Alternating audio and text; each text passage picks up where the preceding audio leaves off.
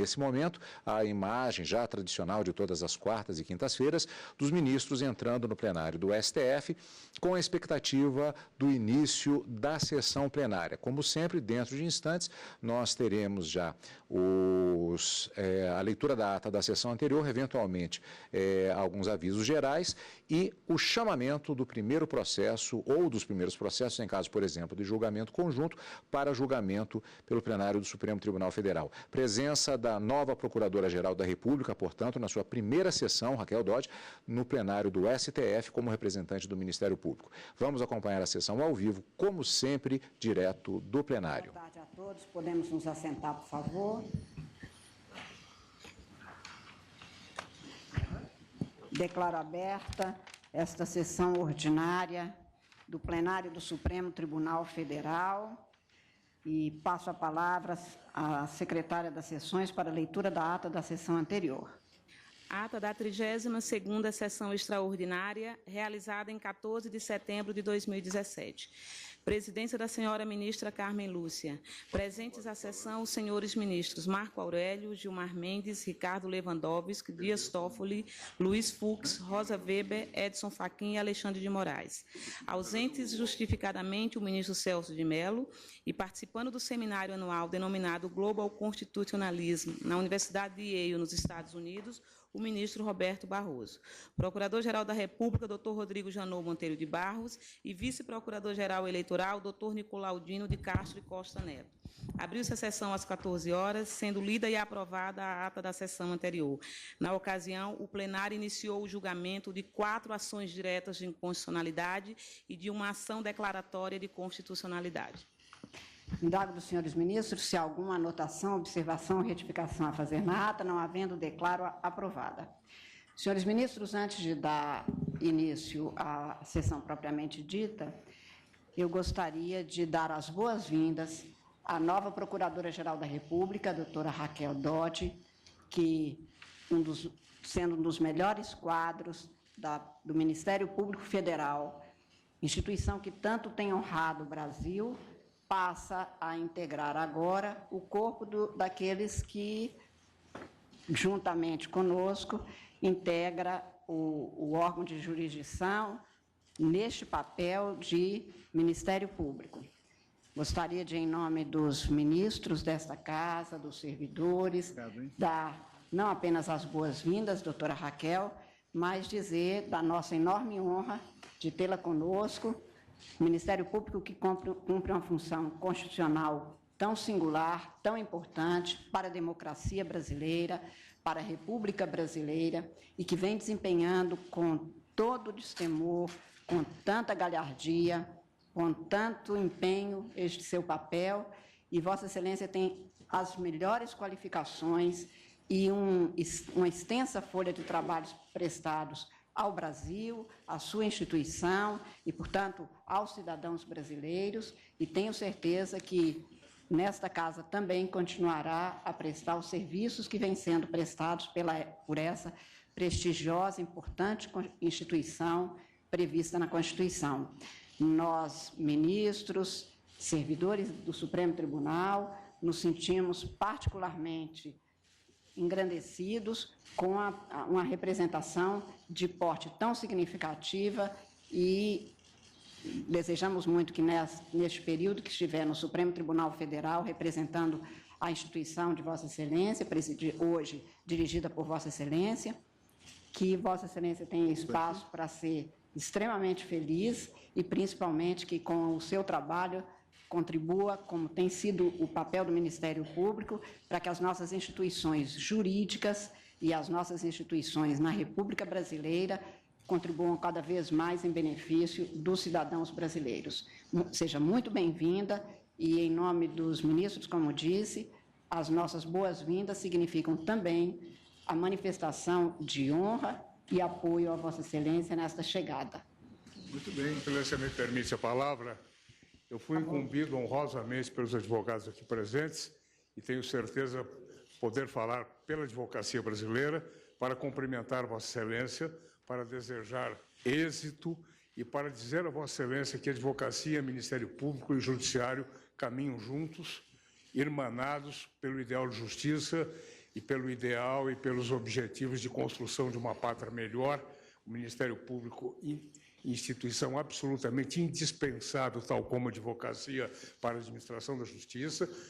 Conte conosco, advogados brasileiros, para que Vossa Excelência, com certeza, venha a cumprir os seus objetivos, as suas funções, elevadas funções, da forma que o povo brasileiro espera que Vossa Excelência cumpra. Parabéns e os nossos votos de muitas felicidades a Vossa Excelência. Obrigada. Senhora Presidente, ministra Carmen Lúcia, senhora e senhores ministros do Supremo Tribunal Federal, senhores advogados e servidores, eu gostaria de saudar cada um com imenso respeito.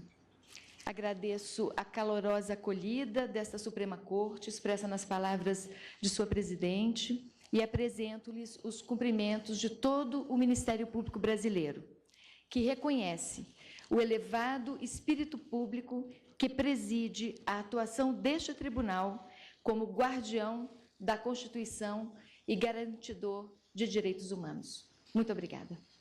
Agradeço a Vossa Excelência e as manifestações constarão nos anais deste tribunal.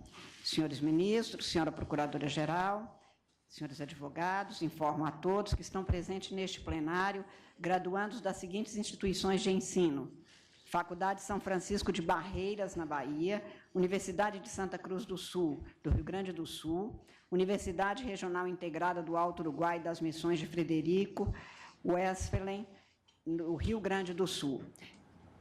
Sejam todos muito bem-vindos, nós nos sentimos muito honrados com a presença de todos e desejamos que nesta sessão se possa tirar proveito para a formação de todos os senhores. Sejam bem-vindos. Senhores ministros, eu vou propor a chamada, não na ordem dos trabalhos, mas o recurso para finalização de julgamento mais pedido na Central de Cidadão pelos cidadãos brasileiros, portanto, interessados na finalização de um julgamento.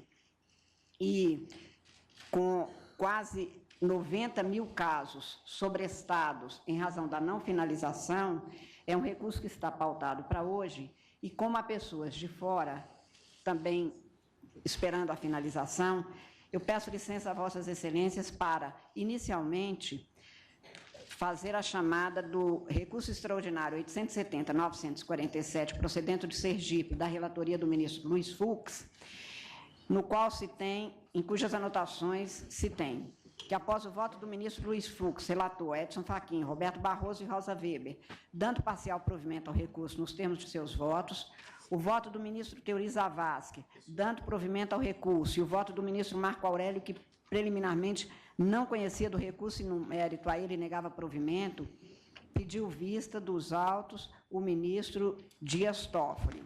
Posteriormente, o ministro Dias Toffoli votou dando integral provimento ao recurso, sendo acompanhado por essa presidente. E, neste caso, pediu vista o ministro Gilmar Mendes. Neste caso, portanto, o ministro Gilmar Mendes devolveu a vista e faltam votar apenas o ministro Vistor, ministro Gilmar Mendes, o ministro Ricardo Lewandowski e o ministro Celso de Mello, e com isso terminaríamos esse importante julgamento, importante para tantos cidadãos brasileiros. Por isso, eu passo a palavra ao ministro Gilmar Mendes para o seu voto e, na sequência, colherei os votos dos demais. O tema, no caso, é a validade da correção monetária e juros moratórios incidentes sobre as condenações impostas à Fazenda Pública, nos termos do artigo 1º-F da Lei 94/94, alterada pela Lei 11.960, de 2009. Tem a palavra o ministro Gilmar Mendes. Presidente, vou fazer um breve resumo, porque as posições já estão definidas. Trata-se de recurso extraordinário interposto pelo Instituto Nacional de Seguro Social contra acordo do Tribunal Regional da 5ª Região, que, ao manter em sede de apelação a concessão de benefício de prestação continuada prevista na Lei 8.742, assentou ser inaplicável o disposto no artigo 1º-F da Lei 9494, com a redação dada pelo artigo 5º da Lei 11.960, no tocante aos juros e à correção monetária, ao fundamento de que o Supremo, no julgamento das ADIs 4357 e 4425, teria reconhecido por arrastamento a inconstitucionalidade da alteração do referido dispositivo. Eu estou, então, presidente, fazendo uma análise sobre a questão, em voto que vou fazer juntar, e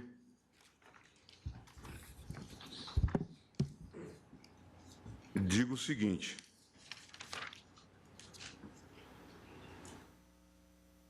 sobre essa questão, que é extremamente séria na perspectiva que se coloca, essas nossas intervenções no sistema econômico financeiro. Eu estou dizendo o seguinte: a jurisprudência desta Corte, quanto à atualização monetária, ao longo do tempo, sofreu significativa modificação. Num primeiro momento, quando a desvalorização da moeda ainda não era tão expressiva, afirmava-se que a correção monetária somente poderia ocorrer em face de autorização legal. Essa era a jurisprudência, tem um precedente, entre outros, do ministro Bilac Pinto. Posteriormente, quando o problema monetário agravou-se, passou-se a entender que o princípio da legalidade conviveria com a correção monetária sem lei expressa, no caso de dívida de valor, e mais ainda que a atualização visava contemplar a preservação do valor devido sob o ângulo real e não simplesmente nominal, consoante comprovam vários precedentes. Portanto, no mesmo sentido da jurisprudência desta Corte, defendo que a atualização monetária faz-se necessária de modo a preservar os valores patrimoniais e, consequentemente, o direito fundamental de propriedade, se nós entendemos que a própria propriedade aqui é protegida no valor patrimonial que está expresso. Reconhecendo a relevância dessa garantia em situações, inclusive, mais extremas que a presente, como na hipótese de alteração de padrão monetário, defendi em obra doutrinária que a amplitude conferida modernamente ao conceito constitucional de propriedade e a ideia de que os valores de índole patrimonial, inclusive depósitos bancários e outros direitos análogos, são abrangidos por essa garantia e estão a exigir efetivamente que eventual alteração de padrão monetário seja contemplada igualmente como problema concernente à garantia constitucional da propriedade. Contudo, nessa mesma oportunidade, ressaltei que essa garantia não torna o padrão monetário imune às vicissitudes da vida econômica. Evidentemente, é a própria natureza institucional da garantia outorgada que permite a legítima intervenção do legislador na ordem monetária com vistas ao retorno a uma situação de equilíbrio econômico-financeiro.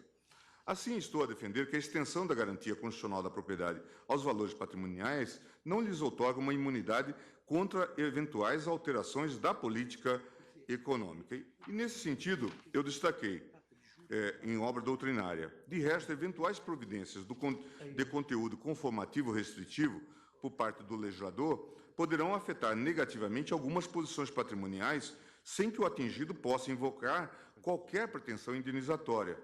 É a própria natureza da garantia conferida pelo direito constitucional que possibilita e autoriza a redefinição do conteúdo do direito ou a imposição de limitações a seu exercício. Com efeito, o tema é mais delicado do que parece. Inclusive, num dos debates, manifestei minha preocupação sobre o assunto. E dizia, então, o tema é de uma delicadeza enorme, e não simplesmente declarar a inconstitucionalidade colocando em risco todo o sistema que funciona há anos. Também é um problema da indexação, porque o raciocínio que diz que o índice tem que medir a inflação, ou traduzir nesse limite, na verdade, eleva a uma completa escalada, ou seja, passa a ser um direito fundamental a indexação da economia, o que não pode ser, em qualquer hipótese, razoável. A meu ver, se prevalecer nesta Corte o voto afastando a TR das atualizações monetárias das condenações judiciais da Fazenda Pública, como propôs o relator, estaremos a definir judicialmente índice de correção monetária, se não a declarar a própria inconstitucionalidade da TR, decisão esta que poderá refletir em diversos outros institutos regulados pelo índice, como a própria caderneta de poupança. Eu sei que, de vez em quando, nos animamos. No caso, por exemplo, da ADIM, dos precatórios, nós saímos a comparar índices para dizer se este era mais elevado do que aquele, o que não é nosso papel, para dizer que aquela emenda constitucional violava algum tipo de direito. Inclusive, é importante ressaltar que se encontra pendente de julgamento nesta Corte questão relativa à aplicação da TR nos depósitos das contas vinculadas ao FGTS, na DIN 5.090, da relatoria do ministro Barroso.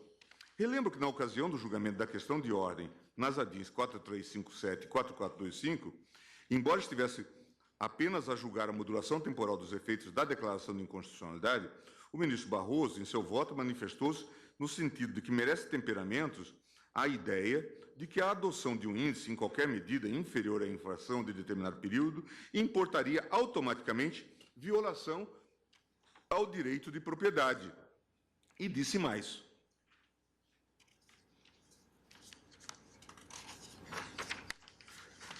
Como se sabe, esse tipo de pretensão a uma radical intangibilidade monetária é muito mais uma peculiaridade do Brasil do que uma exigência associada ao núcleo do referido direito. Com efeito, embora compreensível à luz do histórico inflacionário do país, essa pretensão não encontra paralelo relevante no direito comparado, inclusive por conta do seu efeito colateral de retroalimentação no processo inflacionário. Em segundo lugar, e também me chamou muita atenção, dizia o ministro Barroso, é importante notar que a caderneta de poupança é, de longe, o mecanismo financeiro mais utilizado pela população brasileira para a preservação de suas economias.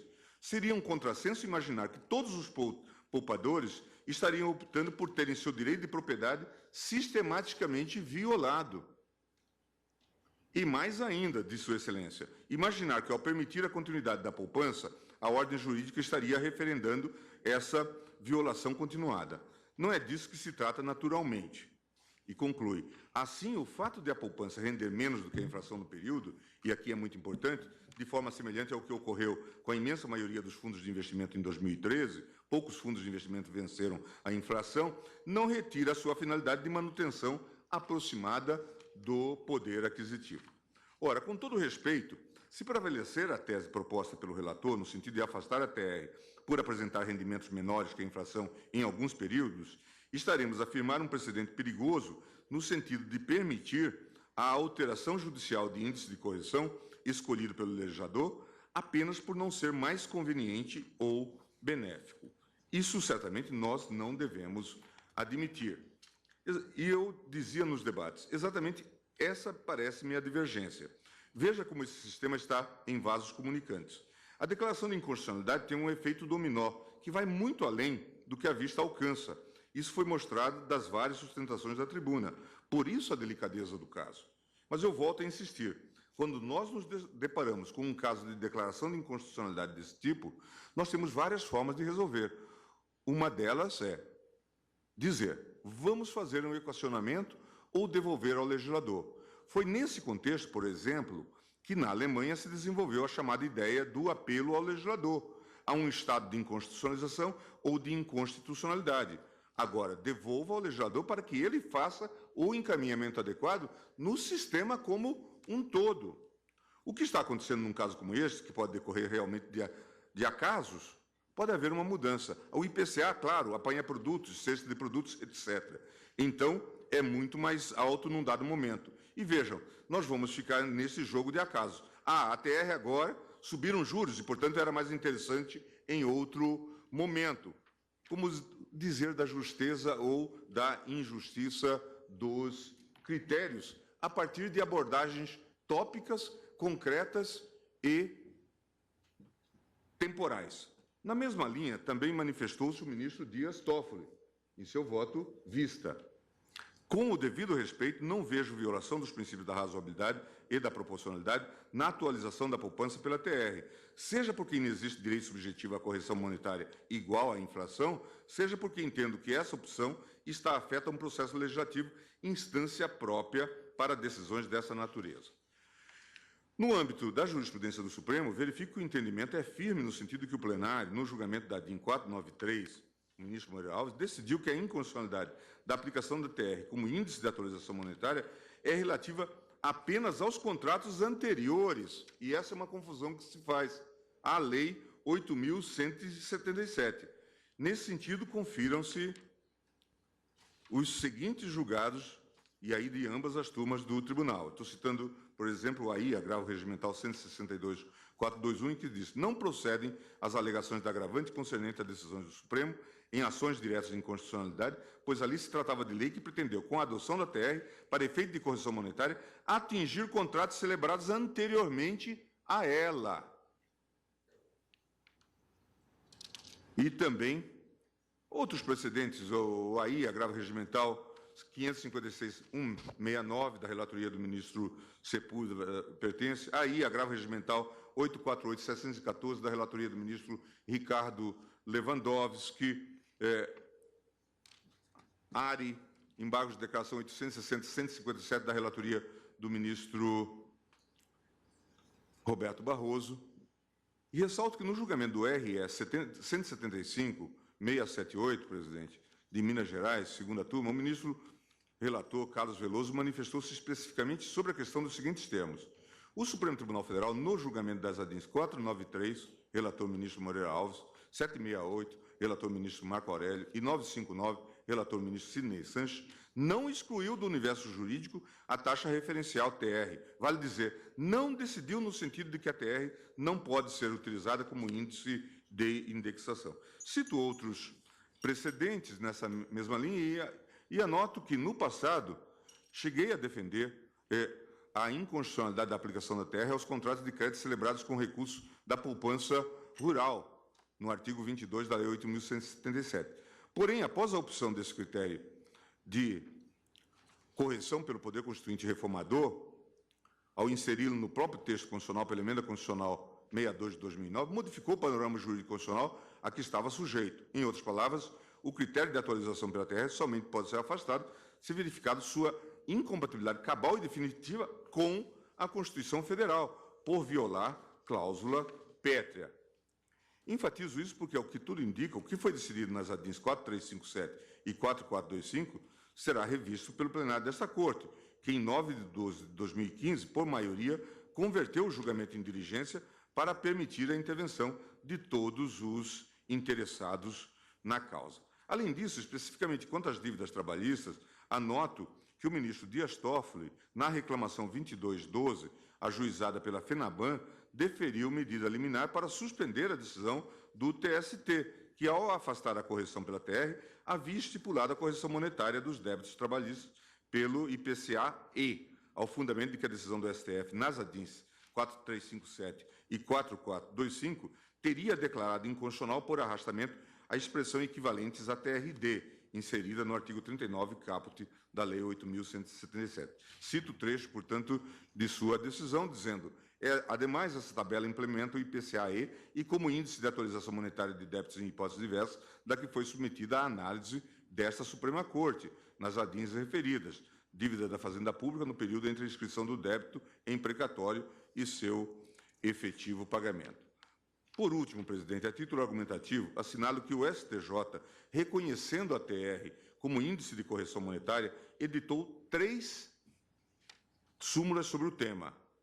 Súmula 459, a taxa referencial é o índice aplicável a título de correção monetária aos débitos do FGTS, recolhidos pelo empregador, mas não repassados ao fundo. Súmula 454, pactuada a correção monetária nos contratos do sistema financeiro, pelo mesmo índice aplicável à caderneta de poupança, incide a taxa referencial a partir da vigência, tal como na nossa jurisprudência, da Lei 8.177. E súmula 295, a taxa referencial é indexador válido para contratos posteriores à Lei 8.177, desde que pactuada. Por isso, presidente, desse modo, não verifico, do ponto de vista constitucional, violação que impossibilite a aplicação da TR aos juros moratórios e a correção monetária sobre as condenações judiciais impostas à Fazenda Pública nos termos do artigo 1º-F da Lei 94.9497, com a redação dada pela Lei 11.960. Lembrando que, inclusive, o nosso precedente que é referido nas referidas ADINs, está com embargos de declaração com efeitos infringentes já admitidos. Por isso, eu estou dando provimento integral ao recurso extraordinário na linha do voto do ministro Teori, que foi o primeiro a dar integral provimento ao recurso extraordinário. Presidente, apenas para ressaltar um aspecto. Pois não. É interessante considerar-se a balança e os dois pratos existentes. Os débitos para com a Previdência são corrigidos pela taxa Selic. No entanto, quanto a uma prestação assistencial, que é a prestação do artigo 203 da Constituição Federal, se pretende que se observe índice que não corresponde no tocante à reposição do poder aquisitivo da moeda à inflação do período. Senhora presidente, pela ordem que eu fui relator do feito, Sim, até manifesto uma certa surpresa de ter sido invertida a pauta, mas, de toda maneira, eu só queria fazer uma síntese. E, como eu disse, ministro, apenas para explicar que Vossa Excelência é o relator, que, ao chegar aqui, é que havia esse pedido de preferência. Não, mas não há problema. Está na pauta. Sim. Então, isso é o quanto basta. Eu só queria destacar, senhora presidente, que naquela oportunidade nós tivemos os votos, o meu voto de relator, voto do ministro Edson Fachin, voto do ministro Luiz Roberto Barroso, voto da ministra Rosa Weber, exatamente pelo provimento parcial do recurso para determinar a correção monetária pelo IPCA, mantendo-se a aplicação dos juros de mora pela caderneta de poupança na forma do artigo 1F da Lei 9494/97, por tratar-se de relação tributária, de relação não tributária. E aqui, no momento da síntese, nós fizemos exatamente essa observação que agora o ministro Marco Aurélio se referiu. Nós estabelecemos, naquela oportunidade, ainda com votos faltantes, 2 votos faltantes, me falha a memória, o ministro Ricardo Lewandowski e o ministro decano Celso de Mello.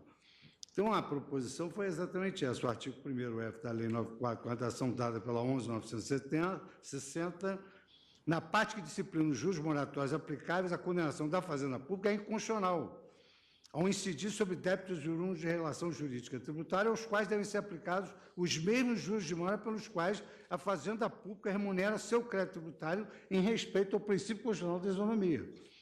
E, segundo o artigo 1º F da Lei 9494, com a redação dada pela Lei 8.960, na parte que disciplina a atualização monetária das condenações impostas à Fazenda Pública, segundo a remuneração oficial da caderneta de poupança, revela-se inconstitucional ao impor restrição desproporcional ao direito de propriedade, uma vez que não se qualifica como medida adequada a capturar a variação dos preços da economia, sendo inidônea promover os fins a que se destina.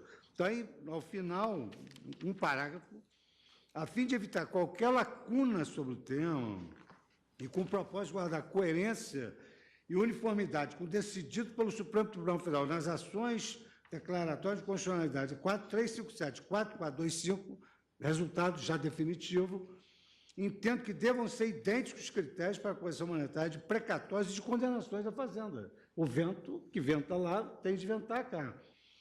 Naquela oportunidade, a Corte assentou que, após 25 de maio de 2015, todos os créditos inscritos em precatórios deverão ser corrigidos pelo IPCA, e nesse sentido é que eu votei pela aplicação do aludido índice a todas as condenações impostas à Fazenda Pública, qualquer que seja o ente federativo que se cuide. Tanto quanto eu pude colher, há provimento parcial e provimento integral. Então, no critério de voto médio, o provimento parcial já tem os votos daqueles que assim se pronunciaram e também dos que deram o provimento integral, porque o provimento parcial está embutido no provimento integral. Os que negam, aí, no caso, os que negam o voto, meu voto, por exemplo, o voto de Vossa Excelência é de desprovimento. Soma-se ao voto médio pelo provimento parcial. E eu digo que, apanhado o período 2009 a 2015, há uma diferença aí substancial, de cerca de 30% a 35%. E serão os beneficiários da assistência que sofrerão esse prejuízo? Exato. Não tem sentido. Só para relembrar, senhora presidente, claro, agradeço a oportunidade. Eu que agradeço a intervenção de Vossa Excelência. Ministro Ricardo Lewandowski. Senhor presidente, eu trago um longo voto, faria um resumo, na verdade, o resumo do resumo. Ministro Lewandowski, pois só não? Um aprofundado. Tem estudos que demonstram, por exemplo, que a poupança, mesmo com a correção da TR, em razão, inclusive, da isenção que ela tem de impostos, ela rende mais, ao fim e ao cabo, do que vários fundos de renda fixa. Não cabe a nós, julgadores, ficarmos elegendo esses índices. Só gostaria de deixar isso é uma função do legislador. Pois não. Ministro Ricardo Lewandowski. Assim como o legislador isenta de impostos determinadas aplicações e outras não. Senhor presidente, eu vou pedir vênia àqueles que pensam em contrário e vou acompanhar integralmente o relator. E vou fazer um breve arrazoado no seguinte sentido. Eu me reporto àquilo que foi decidido pela Corte na ADI 4.357, de relatoria do ministro Aires Brito e redator para o acórdão o ministro Luiz Fux. Na ementa daquele julgado, Sua Excelência, o redator para o acórdão, o ministro Luiz Fux, assentou o seguinte: inconstitucionalidade da utilização do rendimento da caderneta de poupança como índice definidor dos juros moratórios dos créditos inscritos em precatórios quando oriundos de relações jurídico-tributárias, discriminação arbitrária e violação à isonomia entre devedor público e devedor privado, inconstitucionalidade do regime especial de pagamento, ofensa à cláusula constitucional do Estado de Direito, ao princípio da separação dos poderes, ao postulado da isonomia, à garantia do acesso à justiça e à efetividade da tutela jurisdicional e ainda ao direito adquirido e à coisa julgada. E mais adiante, nessa longa ementa, o redator diz o seguinte: o direito fundamental de propriedade resta violado nas hipóteses em que a atualização monetária dos débitos fazendários inscritos em precatórios perfaz segundo o índice oficial da remuneração da caderneta de poupança, na medida em que este referencial é manifestamente incapaz de preservar o valor real do crédito de que é titular o cidadão. É que a inflação, fenômeno tipicamente econômico-monetário, mostra-se insuscetível de captação a priorística, ex ante, de modo que o meio escolhido pelo legislador constituinte, remuneração da caderneta de poupança, é inidôneo a promover o fim a que se destina, traduzir a inflação do período. A quantificação dos juros moratórios referidos ou relativos a débitos fazendários inscritos em precatórios segundo o índice de remuneração da caderneta de poupança vulnera o princípio constitucional da isonomia. E continua. Aí digo eu, senhor presidente, quanto aos juros moratórios, mantenho o entendimento desta Corte para dizer o seguinte, que nas relações jurídico-tributárias, eu fixo os mesmos índices, os mesmos juros de mora aplicados à fazenda pública na remuneração dos créditos tributários. Nas relações jurídicas não tributárias, eu estabeleço índices de remuneração da caderneta de poupança. Quanto à correção monetária, e coerente com a manifestação por mim exarada no julgamento da referida ADI 4.357, de relatoria do ministro Aires Brito, redator para o acórdão do ministro Luiz Fux, concluo pela inconstitucionalidade do artigo 1F da Lei 9.494/97, com a redação que lhe foi dada pela Lei 11.960/2009, que fixa a correção monetária segundo os índices de correção monetária da caderneta de poupança, tendo em vista, basicamente, ofensa ao direito de propriedade. Há uma diminuição flagrante, a meu ver, do patrimônio do credor da fazenda, no caso do Instituto. Nesse sentido, eu cito trecho de uma manifestação minha, naquela ação direta de inconstitucionalidade, nos seguintes termos. Eu disse, em ocasião, que eu entendo que a correção monetária deve, sim, fazer-se não pelos índices oficiais da caderneta de poupança, até porque aqueles que acompanham o noticiário econômico dos últimos tempos têm visto que os índices de caderneta de poupança estão abaixo da inflação. Neste ano, não. Com a queda de juros da Tavênia, eu tenho dados aqui e posso fazer leitura. Então, nós estamos numa montanha... Nós não podemos ficar nessa gangorra. Nós estamos numa montanha russa, seja esse então. ou seja aquele. Com a devida vênia, ministro Lewandowski, com a devida vênia, os números esse ano, com a queda de juros, demonstram que o melhor investimento hoje tem sido a poupança. Tá certo. Então, vamos fazer a correção dos débitos relativos à fazenda pública também pela poupança. Se isto for decidido assim, eu também retiro tudo que escrevi e disse e vou acompanhar o voto divergente. Mas acontece que essa não é a realidade. Quer dizer, há um locupletamento da fazenda em detrimento do contribuinte ou do segurado, no caso do Instituto de Previdência Social. Lamentavelmente, é disso que se trata neste caso.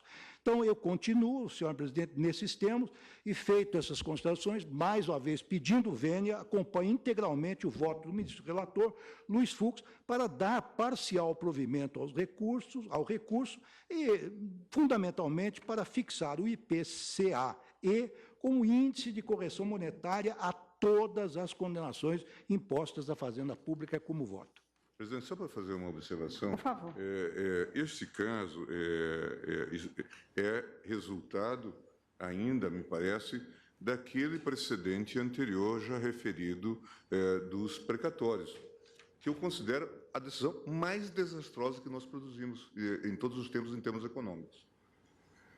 É aquele caso em que nós desarrumamos todo o sistema. A própria Ordem dos Advogados, que impugnou, a ADIM depois descobriu que tinha feito um grande assassinato do próprio direito e do próprio sistema. E nós estamos agora a reproduzir isso em linha de dominó. Por quê? Porque isso vai repercutir sobre todo o sistema. Daqui a pouco nós vamos estar rediscutindo isso. Eu não gosto de fazer previsões apocalípticas, porque elas acabam acontecendo. Daqui a pouco nós vamos estar rediscutindo isso, porque certamente estamos lançando de novo uma bomba atômica sobre o sistema. Porque isso vai repercutir sobre, como já aconteceu com o precatório. Nós desarrumamos um sistema bem feito. E, naquela época, saímos a medir. A TR é melhor do que o IPCA é melhor do que o INPC, e coisa do tipo. Como se pudéssemos ter isso como controle. Quer dizer, como se pudesse ser isso o controle de constitucionalidade, de emenda constitucional. E a emenda anterior também foi tão desastrosa assim? Porque o Supremo também declarou inconstitucional. Não, o Supremo nem declarou inconstitucional. Houve uma liminar num aspecto e ficou por aí. Aqui, nesse caso, estava havendo pagamento. Os credores disseram que estavam recebendo. Tanto é que Vossa Excelência teve que dar uma liminar para dizer que voltava a emenda enquanto não se soubesse o que ia fazer. Mas por quê? Porque não estavam pagando nada. Não, porque se estava pagando. Não estava pagando nada. Depois do nosso ministro, pararam o pagamento, e este foi o problema. Claro, porque pararam o pagamento. Na hora que o tribunal declara que é inconstitucional, é óbvio que para o pagamento. Pois é, então, a liminar veio por causa disso. Mas, enfim, colhidos os votos, a compreensão é um pouco diferente de cada um. Ouvimos o voto do ministro decano Celso de Mello. Senhora Presidente, também tenho o voto na matéria e vou pedir vênia aos que pensam em sentido contrário para, no caso, acompanhar a manifestação do eminente ministro relator. Consequência, mantenho em parte o acórdão objeto desta impugnação recursal emanado do TRF da 5ª Região, dando parcial provimento ao recurso extraordinário para, de um lado, reconhecer o caráter eminentemente assistencial da relação jurídica que está ora em debate, tendo em vista o seu caráter, a sua natureza não tributária. E também, de outro lado, senhora Presidente, determinar a atualização do benefício de prestação continuada segundo o índice de preço ao consumidor amplo especial, o IPCA-E, não é? Desde a data fixada na sentença, mantendo os juros moratórios de acordo com a remuneração da caderneta de poupança, tal como estabelece o artigo 1º-F da Lei 9494/97, na redação que lhe deu a Lei 11.960/90. Também, senhora Presidente, eu acompanho o eminente ministro relator no ponto em que Sua Excelência propõe e formula a tese pertinente à repercussão geral e partilho do entendimento do eminente ministro Luiz Fux, no sentido de que, a fim de evitar qualquer lacuna sobre o tema e com o propósito de guardar coerência e uniformidade com que essa Corte decidiu ao julgar a questão de ordem nas ADINs 4357 e 4425, entendo que devam ser realmente idênticos os critérios para a correção monetária de precatórios e de condenações judiciais da Fazenda Pública, aplicando-se esse critério a todos os entes de direito público, a todos os entes federativos, não é? Qualquer que eles sejam. Nesse sentido, senhora presidente, e indo juntar a minha declaração de voto, eu então peço vênia para, acompanhando o eminente ministro Luiz Fux, dar parcial provimento ao presente recurso extraordinário. Pois não. Então, o tribunal, por maioria, deu parcial provimento ao recurso extraordinário, nos termos do voto do relator, vencidos em parte os ministros Teori Zavascki, Dias Toffoli, Carmen Lúcia e Gilmar Mendes, que o proviam integralmente, e o ministro Marco Aurélio, que a ele negava provimento. Ficamos vencidos totalmente. Pelo menos eu, fico vencido totalmente. Vencidos parcialmente. Ministro Teori Zavascki, Dias Toffoli, Carmen Lúcia e Gilmar Mendes, que davam integral provimento, e Vossa Excelência vencido porque negava provimento. Exato. Eu volto com a palavra ao ministro relator para apresentação da tese. A tese ficaria da seguinte forma, senhora presidente. O artigo 1º F da Lei 94/94/97, com a redação dada pela Lei 11.960, na parte que disciplina os juros moratórios aplicáveis às condenações da Fazenda Pública, é inconstitucional ao incidir sobre débitos oriundos de relação jurídica não tributária. Vou passar isso a Vossa Excelência. Ponto e vírgula. Quanto às condenações oriundas de relação jurídica não tributária, a fixação dos juros moratórios, segundo o índice de diminuição da caderneta de poupança, é constitucional na forma do artigo 1F da lei, com a redação da Lei 11.960. Então, eu faço a distinção entre relação jurídica tributária e não tributária. E a segunda tese, são duas teses aqui, porque trata de juros e correção monetária. Sim. O artigo 1F da lei, com a redação dada pela Lei 11.960, na parte que disciplina a atualização monetária das condições impostas à Fazenda Pública, segundo a remuneração oficial da caderneta de poupança, revela-se inconstitucional ao impor restrição desproporcional ao direito de propriedade, entre parênteses, artigo 5º, inciso 22º da Constituição Federal. Pois não. Eu passo as mãos de Vossa Excelência. Eu colho os votos sobre a tese. Ministro... Presidente, eu não votei na ação, então... Sucedeu o ministro Edson Fachin. Acompanho o eminente relator. Ministro Roberto Barroso. De acordo, presidente, com o relator. Ministra Rosa Weber. De acordo, presidente. Ministro Toffoli. Vencido, eu acompanho o relator quanto à tese. Ministro Lewandowski. De acordo. Ministro Gilmar. Ministro Marco Aurélio. A tese é da maioria, não é da minoria isolada, né? Por isso, voto contra a tese. Ministro... Já me anteciparam, senhora presidente, acolho a proposta formulada pelo eminente ministro Fux. Também eu acompanho e passa a ser essa a tese formulada, que será encaminhada imediatamente, assim que publicada, a todos os tribunais do país. Também para continuidade de julgamento, apregou a questão de ordem no inquérito 4483, procedente do Distrito Federal e relatado pelo ministro Edson Fachin, tendo-se nas anotações que, após o relatório e as sustentações orais, o julgamento foi suspenso. Ficamos, portanto, hoje de iniciar com o voto do eminente ministro relator, a quem passo a palavra. Senhora presidente, eminentes pares, peço licença, senhora presidente, para subscrever as palavras que Vossa Excelência dirigiu à eminente Procuradora-Geral da República, a doutora Raquel Doge, a quem também saúdo, associando em tudo e por tudo aos cumprimentos que a nossa eminente presidente dirigiu à Vossa Excelência e, portanto, seja muito bem-vinda a esse colegiado.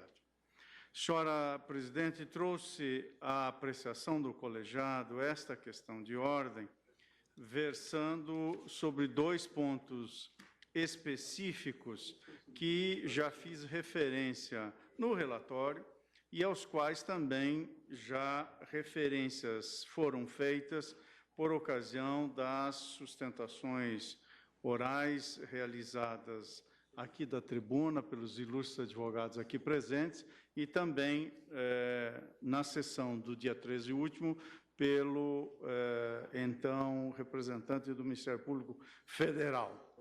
Digo em síntese, senhora presidente, agora já no voto, e vou procurar sumariar, eu tenho um voto de pouco mais de 2 dezenas de páginas, mas a questão central, sem embargo, da sua respectiva e compreensível gravidade, pode merecer um desate que me permite fazer uma síntese do voto.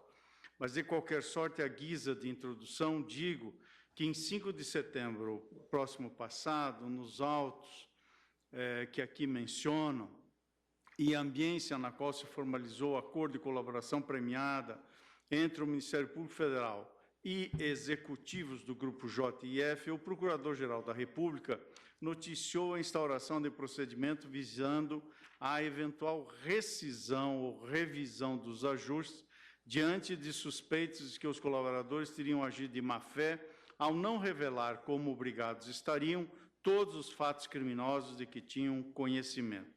Diante de tal fato, a ilustre defesa do investigado, presidente Michel Temer, pleiteia que esta Corte Suprema promova, abre aspas, sustação do andamento de eventual denúncia apresentada contra o senhor presidente da República, até que as investigações sobre os gravíssimos fatos sejam concluídas, bem como o agravo regimental na arguição de suspeição número 89 seja julgado pelo plenário desse pretório excelso, fecho aspas. Sendo assim, acrescento ainda a guisa de introdução, cumpre enfrentar o tema ora posto, diante da noticiada possibilidade de rescisão do acordo, sob uma dupla perspectiva. A primeira diz respeito, em nosso modo de ver, à amplitude da cognoscibilidade das matérias defensivas opostas pelo presidente da República, à eventual denúncia contra si oferecida por crime comum, antes do juízo político a ser levado a efeito pela Câmara dos Deputados. A segunda decorre dos efeitos de eventual rescisão, total ou parcial, do acordo homologado de colaboração premiada na esfera jurídica dos delatados. Anoto que ambas as questões jurídicas já foram enfrentadas por essa Suprema Corte em mais de um momento, ainda que quanto à primeira em situações apenas de similaridade. Colhe-se, entretanto, oportunidade para reafirmar os precedentes desse Supremo Tribunal Federal, visando a conferir o bom andamento dos processos, nos exatos termos do que dispõe o inciso 3º do artigo 21 do regimento interno desta Corte. Assim, o primeiro tema a ser arrostado como premissa se relaciona diretamente à possibilidade de o Supremo Tribunal Federal antecipar-se à Câmara dos Deputados na análise de teses defensivas oponíveis à denúncia ofertada pelo Procurador da República em face do Presidente da República. Ao deduzir questão preliminar de natureza técnico-jurídica, a defesa pretende, em fase ainda anterior à de resposta preliminar, prevista no artigo 4º da Lei 8.038 de 1990, que o Judiciário exerça um juízo técnico-jurídico prévio ao político, o qual está constitucionalmente, este juízo político, o qual está constitucionalmente reservado à Câmara dos Deputados. A Constituição da República, ao condicionar a instauração de processo penal por crime comum contra o Presidente da República a um duplo juiz de admissibilidade, impõe que a Câmara dos Deputados, em nosso modo de ver, à Câmara dos Deputados compete deliberar por primeiro. E aqui, senhora presidente, eu retomo os fundamentos que já declinei em decisão monocrática anterior, nesse inquérito 4483, onde examinei os dispositivos e respectivos preceitos do artigo 51, inciso 1º, do artigo 86, caput, e do parágrafo 1º, inciso 1º, desse mesmo artigo 86, todos da Constituição.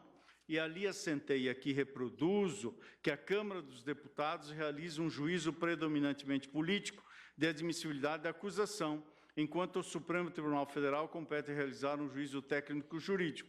E entendo que o juízo político a ser efetivado pela Câmara dos Deputados deve preceder a análise jurídica por parte do Supremo Tribunal Federal. E, em seguida, faço aqui no voto, senhora presidente, uma reflexão e adoto um caminho de interpretação sobre o sentido da expressão instauração do processo, que está no inciso 1º do artigo 51 da Constituição.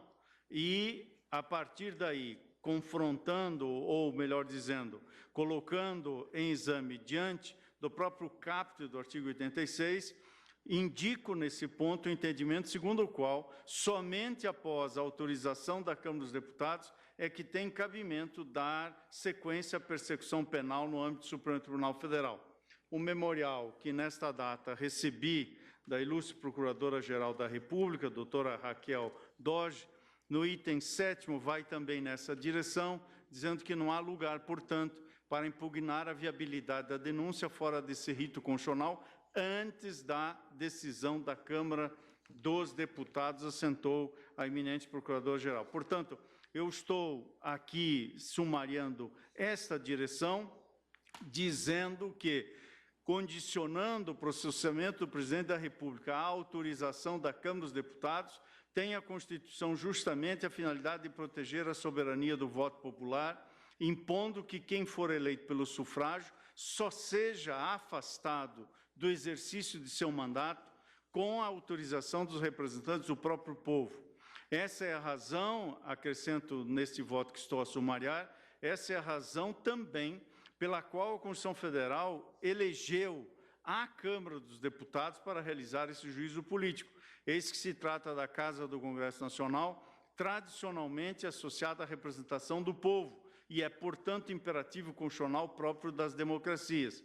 Pois, assim, e por essas razões, foi que, em decisão monocrática em oportunidade anterior, indeferi o pedido da Procuradoria-Geral da República, que então estava voltado a notificar ao Presidente da República para apresentar a resposta prevista no artigo 4º da Lei 8.038, e isso previamente ao envio do feito à Câmara dos Deputados. Considerei, naquele momento, além disso, que não caberia a esta Corte, após o oferecimento da denúncia e antes da eventual autorização da Câmara, a promoção de qualquer ato processual que não fosse meramente ordinatório. E aqui reproduzo, senhora presidente, os argumentos que lá utilizei, fazendo citação, inclusive, apenas à guisa de sustentação, ao que consta do artigo 217 do regimento da própria Câmara dos Deputados em matéria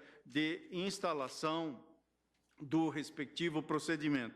E, naquela decisão, também tomei fundamentação doutrinária e aqui trago a colação e peço licença ao ministro Alexandre de Moraes para citar obra de sua autoria, que já é conhecida, segundo a qual, diz o eminente ministro, o professor Alexandre de Moraes, abro aspas, nos crimes comuns, o Presidente da República será processado e julgado pelo Supremo Tribunal Federal, depois que a Câmara dos Deputados declarar procedente a acusação, exercendo o juízo de admissibilidade político, autorizada a instauração pela Câmara dos Deputados, o relator, antes do recebimento ou da rejeição da denúncia ou da queixa, mandará notificar o acusado para oferecer resposta escrita no prazo de 15 dias. Estou a citar a 33ª edição da obra de Direito Constitucional, as páginas 524 e 527. Portanto, e em síntese quanto a este ponto,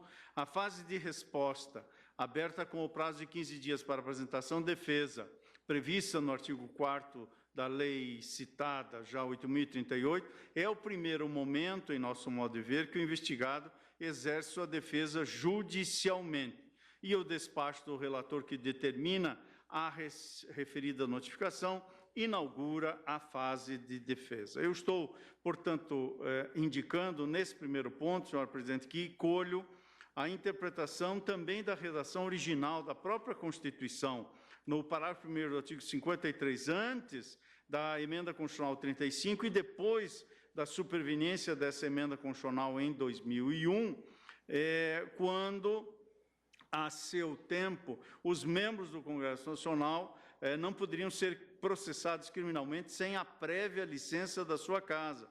E esse Supremo Tribunal solicitava, tradicionalmente, a autorização do Poder Legislativo previamente à notificação para apresentação da resposta. Cito aqui dezenas de precedentes desta Suprema Corte nesse sentido, estão todos mencionados em meu voto, e também menciono, por analogia que me parece legítima, a situação que decorre do contexto quando vigorava perante esta Suprema Corte, e cito isso analogicamente apenas, a compreensão segundo a qual as constituições estaduais era constitucionalmente legítimo exigir, por simetria do Poder Judiciário, a obtenção de prévia licença das Assembleias. E cito aqui o voto do nosso decano, eminente ministro Celso de Mello, no habeas corpus 80.516. Esse cenário se alterou, mas estou resgatando esses dois elementos históricos para, neste ponto, então, concluir que, não cabendo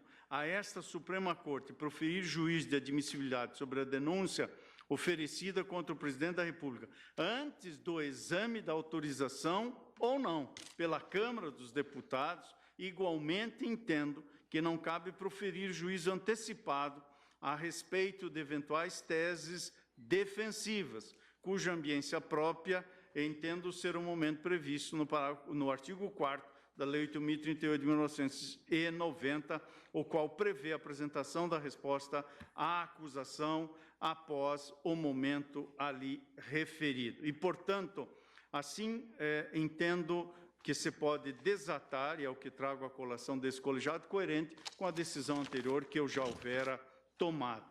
A segunda questão aqui suscitada põe em debate o valor probatório dos elementos de convicção ou até mesmo a validade desses elementos de convicção que eventualmente embasam a denúncia e saber se constituem, a partir da configuração da justa causa, que é uma das condições da ação penal, uma constatação que se dará por ocasião do juízo da admissibilidade a ser levado a efeito pelo plenário do Supremo Tribunal Federal, após eventual autorização da Câmara dos Deputados.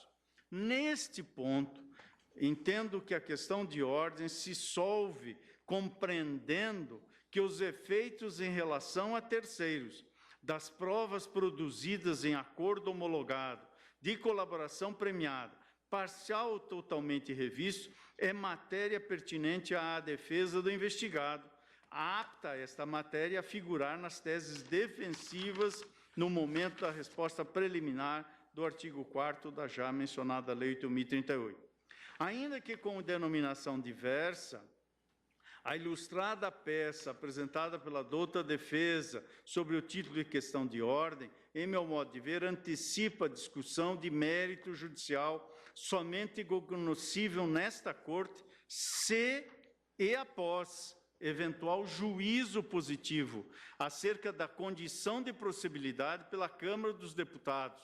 Se esse eventual juízo positivo for proferido, Câmara a quem compete, por primeiro, apreciar, mediante um juízo político, a denúncia oferecida, sem exclusões ou recortes prévios de temas por esta Suprema Corte.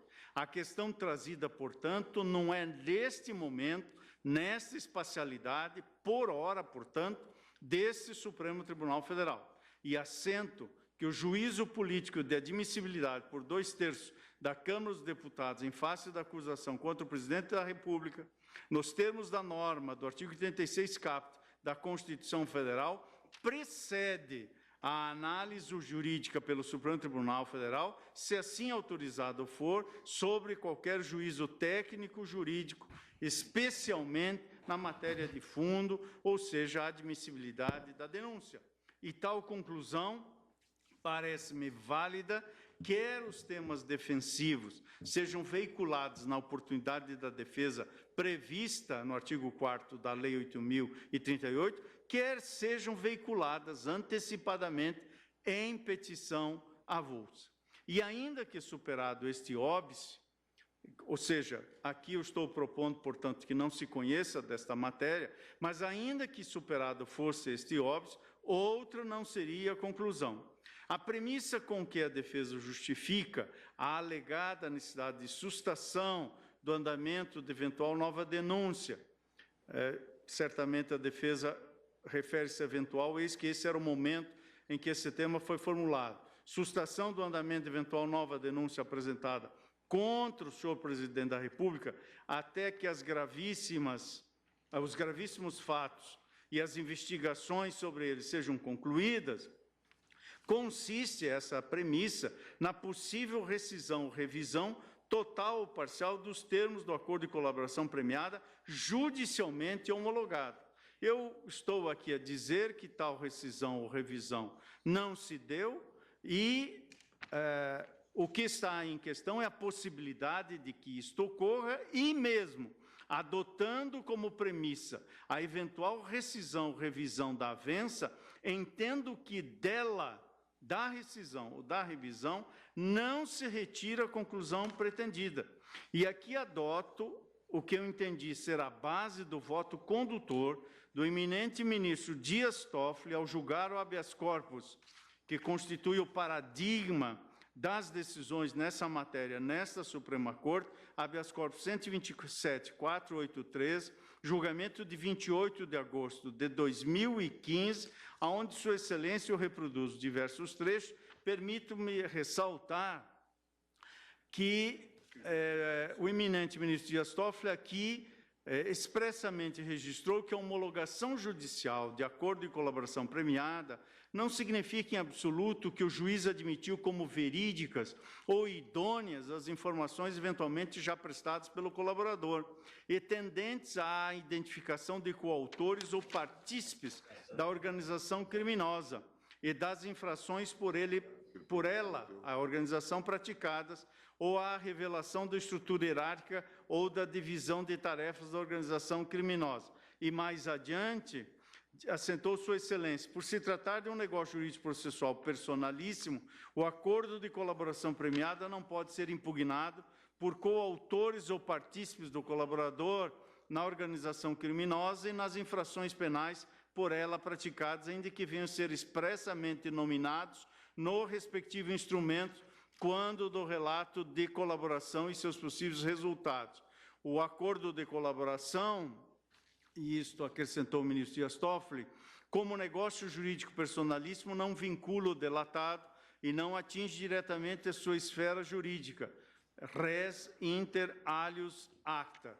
E assim, ali assentou Sua Excelência, corroborando essa assertiva, aduziu, ainda que o colaborador, por descumprir alguma comissão do acordo, não faça jus a qualquer sanção premial por ocasião da sentença, suas declarações, desde que amparadas por outras provas idôneas, poderão ser consideradas meio de prova válido para fundamentar a condenação de coautores e partícipes da organização criminosa. Nesta direção, e como disse, só estou citando isso caso superado aquele óbice, colacionam-se nessa direção alguns julgados, que aqui cito, diversos, a principiar pelo julgamento unânime da composição plenária desta Corte, em 3 de março de 2016, no inquérito 3983, relatado pelo saudoso ministro Teori Zavascki, nesta mesma direção, em 5 de abril de 2016, na PET 5885, também da relatoria e redação, o voto da lavra, portanto, do saudoso ministro Teori Zavascki, nessa mesma ordem de ideias, em 27 de setembro de 2016. Idem, estou aqui a citar, e há decisões monocráticas, permito-me citar por todas, a decisão que colhi no mandado de segurança 34831 de nosso decano, nosso eminente decano, o ministro Celso de Mello, julgamento em 4 de agosto de 2016, onde Sua Excelência abre um item próprio para tratar da ilegitimidade ativa de terceiros para o efeito de impugnação do acordo de colaboração premiada. Diz Sua Excelência que, considerada a pretensão mandamental deduzida pela parte ora impetrante, ali se tratava de mandado de segurança, que a jurisprudência plenária dessa Suprema Corte firmou-se no sentido de recusar em favor de terceiros legitimidade ativa ad causam para questionar a validade jurídica do ato que homologou o acordo de colaboração premiada celebrado entre o Ministério Público e seus agentes colaboradores.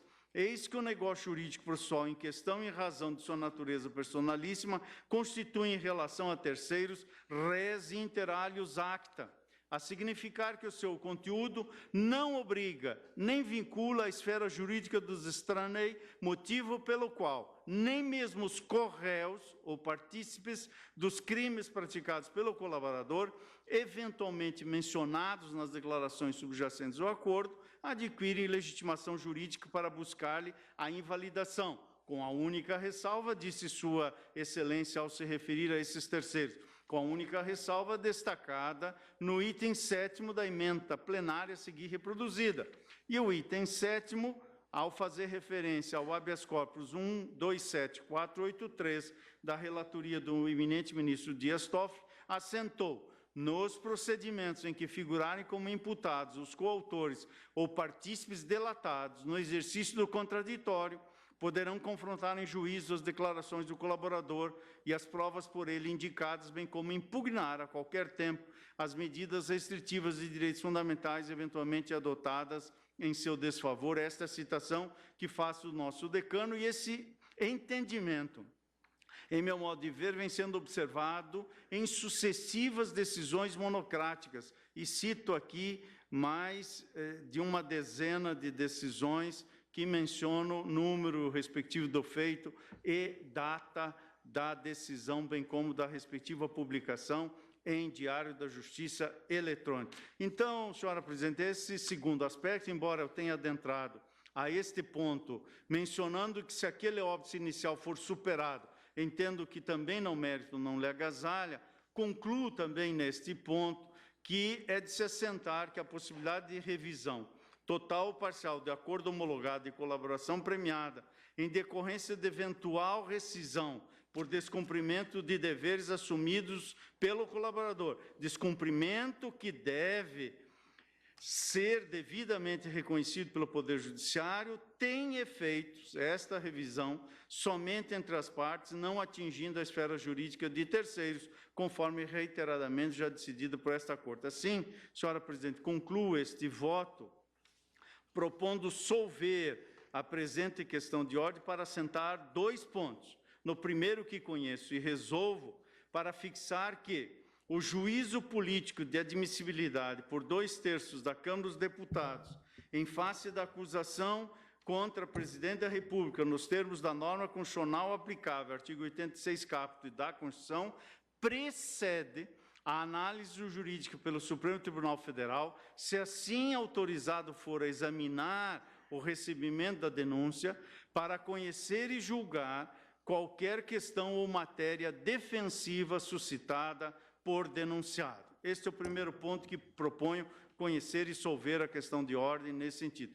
Quanto ao segundo ponto, entendo que aqui há um caso de não conhecimento da matéria de fundo, em que assenta a possibilidade de rescisão ou de revisão, total ou parcial, do acordo, obviamente homologado, de colaboração premiada, em decorrência de eventual descumprimento de deveres assumidos pelo colaborador, não propicia conhecer e julgar, no caso concreto, a alegação de imprestabilidade das provas, porque a rescisão ou revisão tem somente efeito entre as partes, não atingindo a esfera jurídica de terceiros, é como voto à luz do que já houvera distribuído já na semana passada este voto a todos os eminentes pares. É como voto, senhora presidente. Agradeço a vossa Fazer uma consideração a propósito desse tema. Já vinha discutindo isso com o ministro Dias Toffoli e acho que em algum momento nós vamos ter que rediscutir essa temática da não interferência de terceiros neste acordo, porque a rigor, e essa terceiros citados, a rigor este é um contrato realmente muito singular, muito particular, porque ele só diz respeito a terceiros. Isso a própria doutrina italiana materializa. Ele só diz respeito a terceiro. Logo aqui, o terceiro é um não terceiro. Ele só existe para repercutir sobre a esfera de terceiros. Então, a mim me parece que nós firmamos uma jurisprudência imprópria. A propósito disso, já tive a oportunidade de ressaltar. Porque este é um contrato, ministro Fachin, entre o Ministério Público e o delator criminoso, mas voltado para repercutir sobre a esfera de terceiros. De modo que, a mim me parece que, e isso não prejudica, obviamente, a conclusão de Vossa Excelência, porque há outros fundamentos, mas a mim me parece, e nem a de Vossa Excelência, isso foi discutido no plenário, a partir do voto do ministro Dias Toffoli, mas a mim me parece que essa questão, indiscutivelmente, será rediscutida, que nós teremos de novo um encontro marcado com essa temática. Por quê? Porque, obviamente, aqui se cuida de um contrato exclusivamente destinado a repercutir sobre a esfera de terceiros. Vossa Excelência me concede uma parte? Por favor. Eu entendo a colocação de Vossa Excelência no sentido de que, de alguma maneira, a colaboração premiada, a delação premiada, ela interfere, digamos assim, no juízo de persecução penal em relação ao terceiro. Pois bem, mas como a colaboração premiada é um meio de obtenção da prova, e isso só se vai verificar no curso do processo, o terceiro, sob o palio do contraditório e do devido processo legal, ele vai poder infirmar essa prova, arguindo todos os vícios possíveis. Quer dizer, no primeiro momento, realmente, ele é como destacou o relator, res inter alios acta e aliis non nossas. O terceiro não tem nenhuma influência nesse acordo. Por quê? Porque o que pode acontecer? Amanhã, mais tarde, nós verificamos, como deixamos em aberto aqui, uma razão de um fundamento de nulidade que vai inquinar a prova e aquela delação premiada não vai ter aquela eficácia. Mas, a partir do momento que há legalidade, a voluntariedade, como exige a lei, e nesse primeiro momento seria pré-julgar a causa no nascedouro, quer dizer, avaliar uma prova antes do julgamento. Eu também tive essa impressão de Vossa Excelência, porque, vamos dizer, mutatis mutandis, o contrato entre o locador e o locatário influi na vida do sublocatário, que é um terceiro. Então, ele tem interesse jurídico em intervir no processo, mas aqui não é nem processo ainda. A colaboração ela é engendrada numa fase pré-processual. De sorte que eu acho que o terceiro ele vai ter oportunidade de infirmar essa prova no momento próprio. O problema é que aqui não há essa res inter alios, exatamente porque o único objeto deste contrato só pode ser a esfera de terceiros.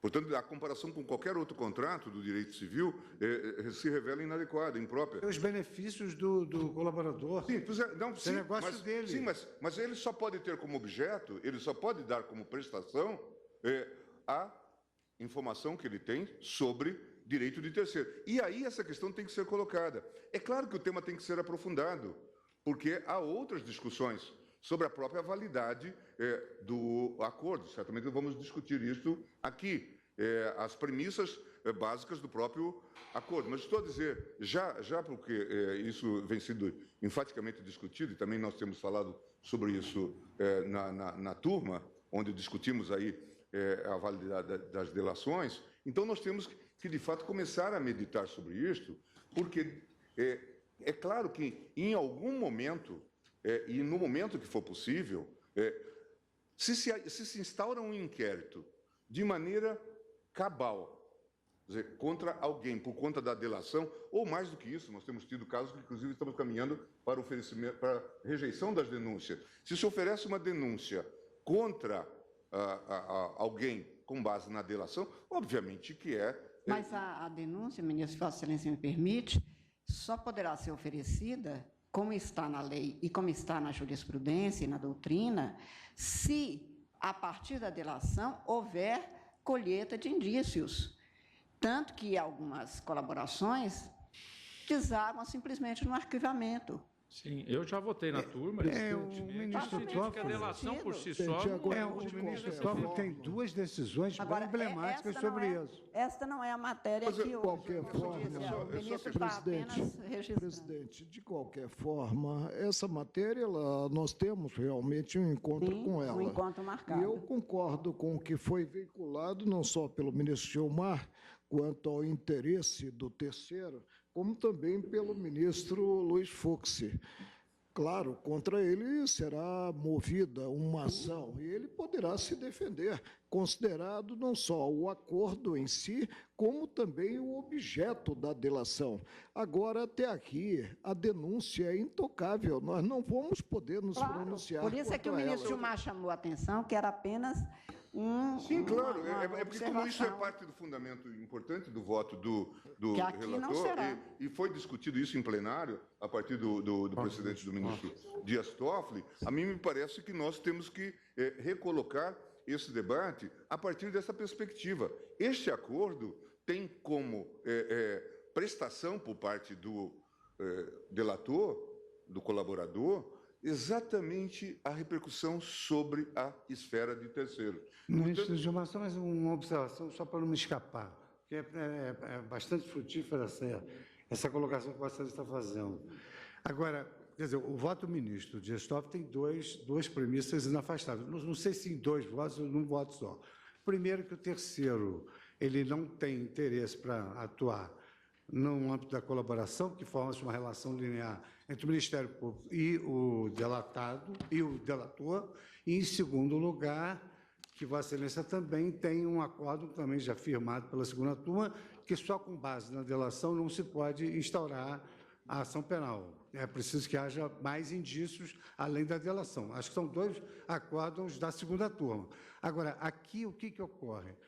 Seria prematuro uma ingerência do judiciário nessa fase preambular. E tanto assim é que a própria lei estabelece que um afastamento do juiz nessa fase. A lei própria diz que o juiz não interferirá nessa fase da colaboração. Então, a forciori, nós também não podemos, antes de instaurar a ação penal, a denúncia, nós não podemos... Eu dei exemplos em voto aqui de que deixei de homologar colaborações, glosando, e fiz leitura de despacho meu aqui, porque não estava de acordo com a legislação. Mas não é avaliação do valor probante da delação e tampouco outras circunstâncias. Presidente, ministro Luiz Fux, é importante destacar aqui o momento e a situação em que eu proferi o voto no HC 127.483. Ali, consignei e logrei ter a honra do acompanhamento unânime do tribunal, no sentido de que o acordo de colaboração, antes de mais nada, é para garantir um direito subjetivo daquele que está colaborando com o Estado de lograr aquilo que o Estado lhe prometeu. Ou seja, o Estado não pode retirar do colaborador as suas informações, prometer algo e depois, lá na frente, negar-lhe aquilo que fora prometido. Então, esta foi toda a premissa do meu voto. E deixei claro, e o eminente ministro Edson Fachin, hoje novamente me honra com a citação daquele voto e com a leitura precisa de um trecho. Isso não significa que, ao homologar, se está dando o batismo judicial a qualquer manifestação do colaborador. Não se está ali a dizer que aquilo tem algum lance de verdade. Muito pelo contrário, porque isso vai ser debatido ao longo do processo. Naquele caso, qual foi a origem de vir aquele HC às minhas mãos? E é bom que se diga isso, os vazamentos.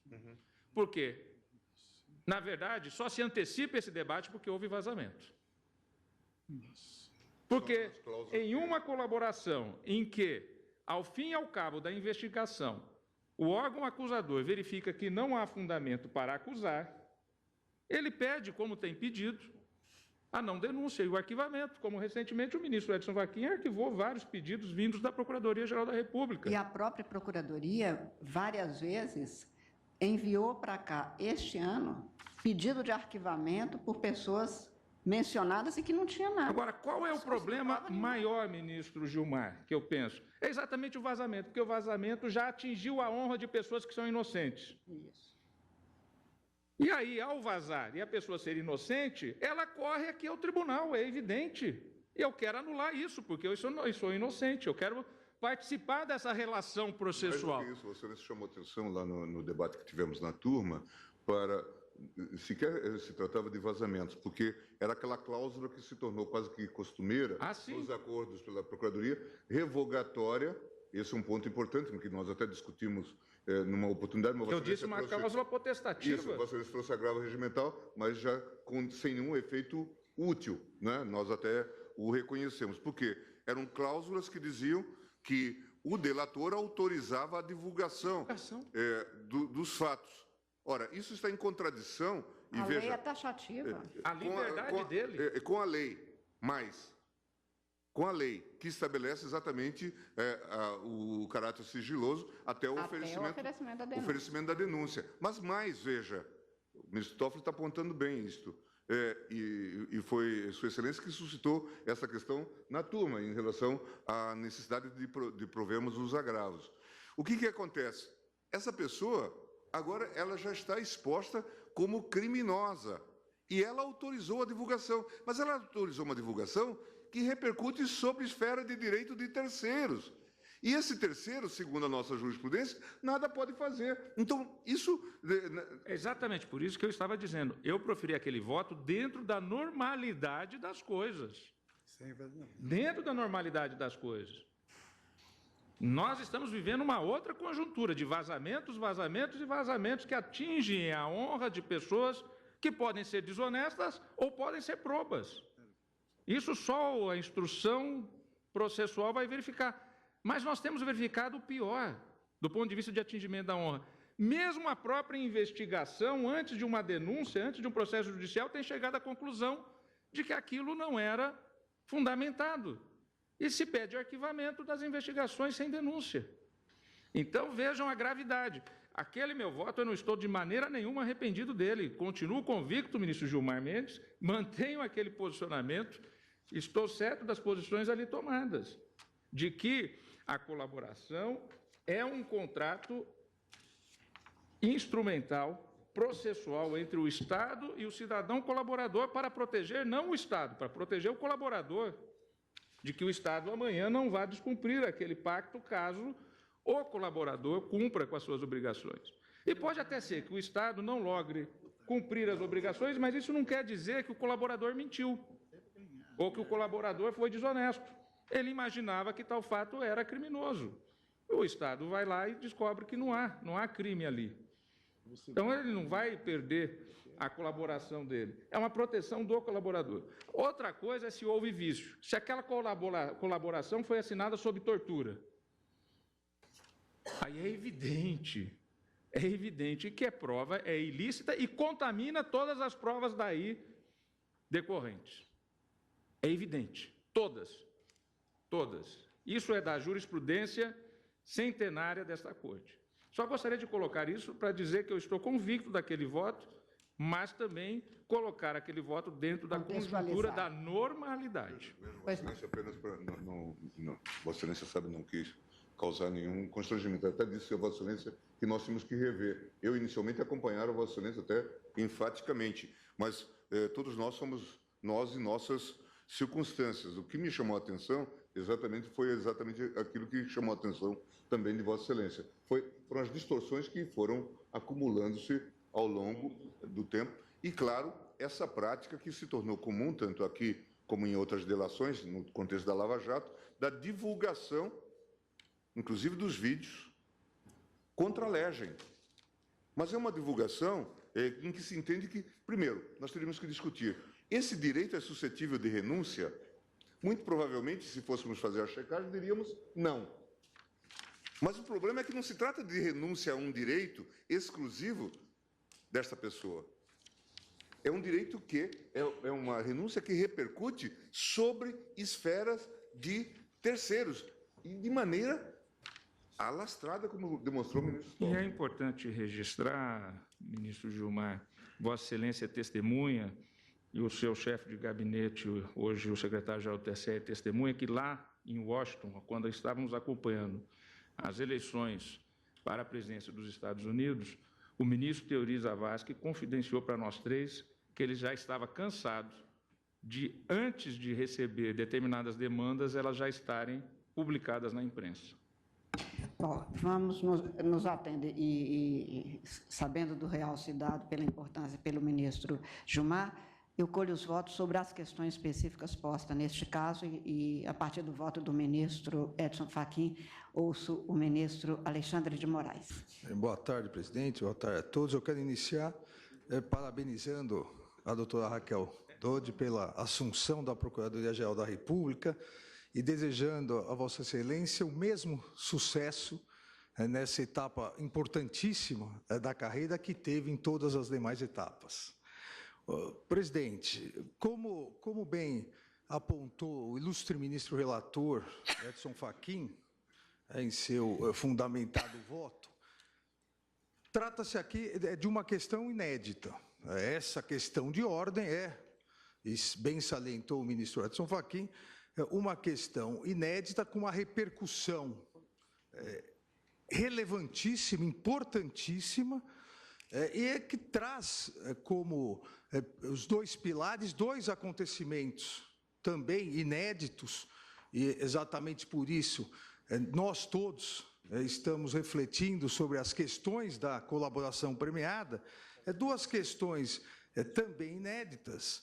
Uma, a abertura de investigação pela própria Procuradoria-Geral da República para apuração de indícios de omissão, de informação, de práticas de crime ocorridos durante o próprio acordo da colaboração premiada. E a outra, que foi sequencial, o próprio pedido já de homologação feito pela Procuradoria-Geral da República, de homologação da rescisão total do acordo realizado. Ou seja, essa questão de ordem que nos é trazida vem com dois acontecimentos, eu chamaria assim, também inéditos. E a cada dia, lamentavelmente, esse ineditismo dessas questões vem crescendo. Então, ora, se verifica, e é fato público e notório, que os acusados, os delatores que pactuaram esse acordo, eles esconderam a sua verdadeira motivação.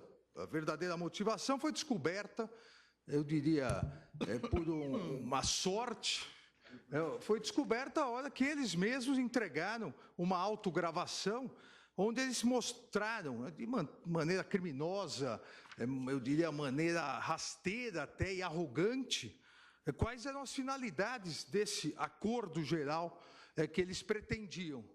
A finalidade, e aqui entre aspas, porque são palavras dos próprios relatores, precisamos organizar o Supremo, precisamos dissolver o Supremo, precisamos grampear ministros do Supremo Tribunal Federal, eles irão manietar o próprio acordo que viria a ser posteriormente realizado com o Procurador-Geral da República. Então, claramente por parte dos delatores, que até então não eram delatores, mas ficou demonstrado pelas próprias palavras de dois dos delatores que a finalidade deles, havia um desvio de finalidade, uma finalidade criminosa ao buscar esses acordos.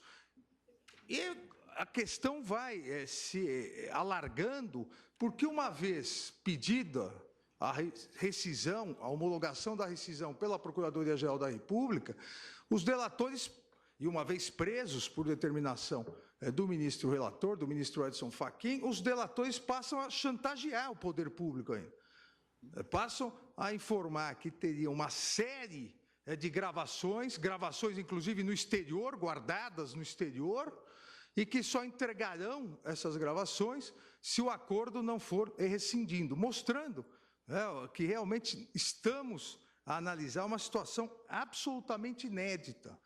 tão inédita que, lamentavelmente, há a investigação, também por determinação da Procuradoria-Geral da República, a investigação de 2 membros do Ministério Público. Um membro que, inclusive, um membro e um que foi procurador da República até meados do primeiro semestre, um deles, inclusive, que depois de 76 dias preso, deu uma entrevista apontando, e certamente isso será investigado pela Procuradoria-Geral da República, apontando, ele próprio, apontando supostos vícios de origem, vícios nos procedimentos das delações que haviam sido realizadas. E o outro, agora ex-membro do Ministério Público, a própria Procuradoria divulgou já provas via e-mails passados, grupos de WhatsApp, em que ele estaria, segundo a Procuradoria, fazendo jogo duplo. Digo isso para situar a questão, o ineditismo e a importância realmente do Supremo Tribunal Federal balizar para que não se contamine inúmeras delações ocorridas no Brasil todo. E eu dizia, já lhe dou a parte, ministro Gilmar, eu dizia nas sessões onde analisamos a questão da homologação da delação, que sempre tínhamos que ter em vista que a delação não é realizada só entre a Procuradoria-Geral da República e o Supremo Tribunal Federal. É realizada em todas as instâncias, em todas as comarcas, e poderiam surgir inúmeros vícios. Lamentavelmente, vimos que os maiores surgiram nessa delação. Mas, por favor, ministro Gilmar. O excelência toca um ponto que é extremamente importante e mostra também como a jurisprudência tem que ser evolutiva. Eu estou entre aqueles que mais enfatizou aqui a necessidade da investigação por parte do Ministério Público. Juntamente com o ministro Celso de Mello, eu sou um dos relatores, e que enfatizamos a necessidade de que o Ministério Público atuasse de maneira firme, de maneira subsidiária, complementar, mas o fizesse de maneira firme nos inquéritos e nas investigações. Havia já votos aqui importantes, emblemáticos, por exemplo, do ministro Sepúlveda Pertence, que chamava a atenção dizendo ser connatural da investigação por parte do Ministério Público, naqueles casos, Vossa Excelência tem tanta experiência, envolvendo os crimes praticados por policiais. Porque, claro, já da função de controle decorreria essa possibilidade. Mas veja, Vossa Excelência, que este último caso, que é um caso de escola, revela algo que nós sequer poderíamos imaginar, tal como o ministro Toffoli agora o demonstrou. Uma disputa entre a polícia e o Ministério Público.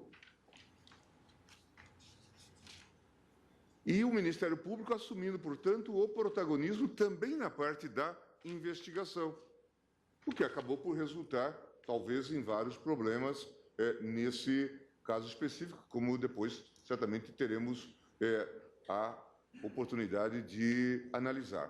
O segundo ponto tocado por Vossa Excelência, de maneira muito clara, diz respeito a um tema que não está até agora a merecer a devida atenção, que é o fato de um órgão como este, e veja, Vossa Excelência, como eu, somos egressos do Ministério Público, que um órgão como este, numa tarefa especial de combate à corrupção,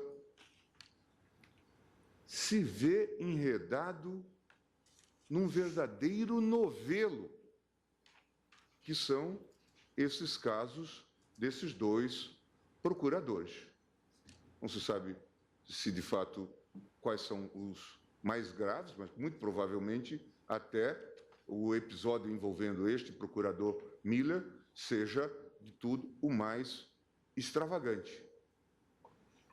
A Procuradora-Geral falou no seu discurso de posse, muito bem lançado, sobre a história de combate à corrupção por parte do Ministério Público, fazendo referência ao procurador Pedro Jorge, combatente na linha de enfrentamento da corrupção, no escândalo.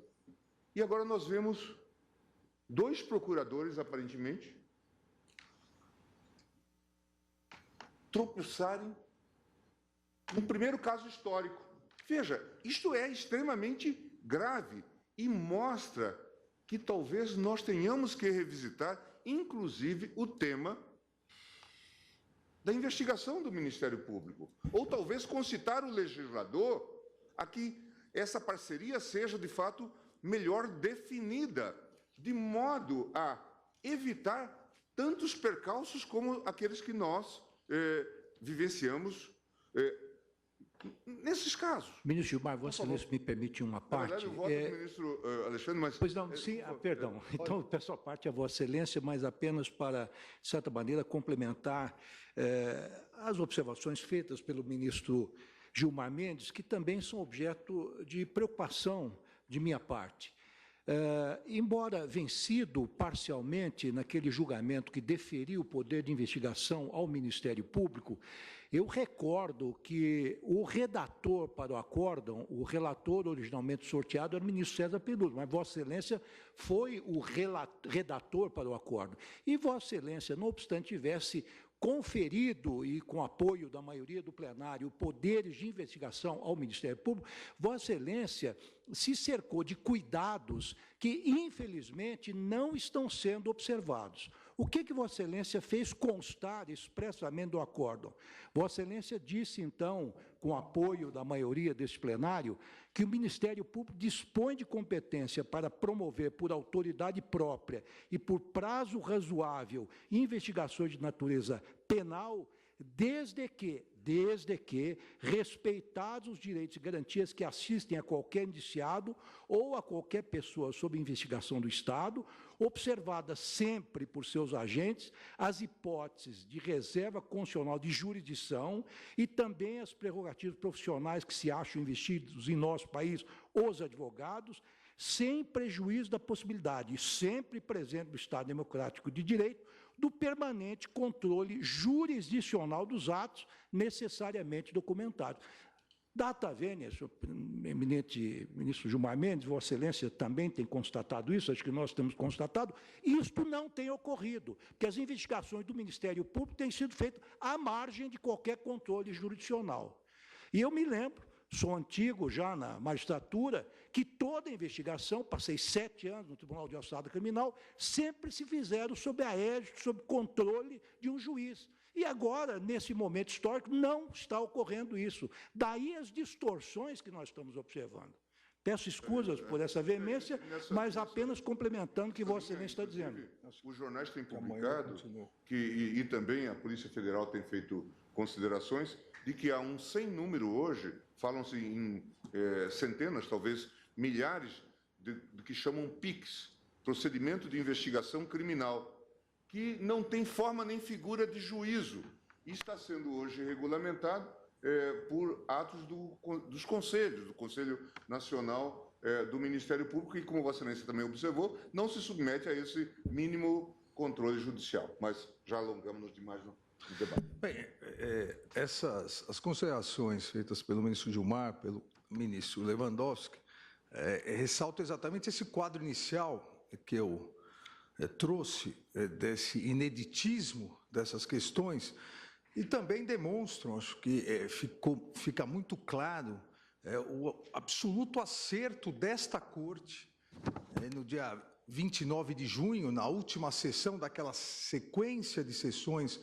sobre a questão da homologação das colaborações premiadas, o absoluto acerto da Corte ao determinar como ficou redigido em seu final, que o acordo homologado como regular, voluntário e legal, em regra, haverá de ser observado mediante o cumprimento dos deveres assumidos pelo colaborador, sendo possível ao plenário análise de sua legalidade nos termos do parágrafo 4º do artigo 966 do CPC. Essa Corte definiu em boa hora, em bom momento, essas duas possibilidades, que são duas possibilidades que eu não tenho nenhuma dúvida que esse plenário,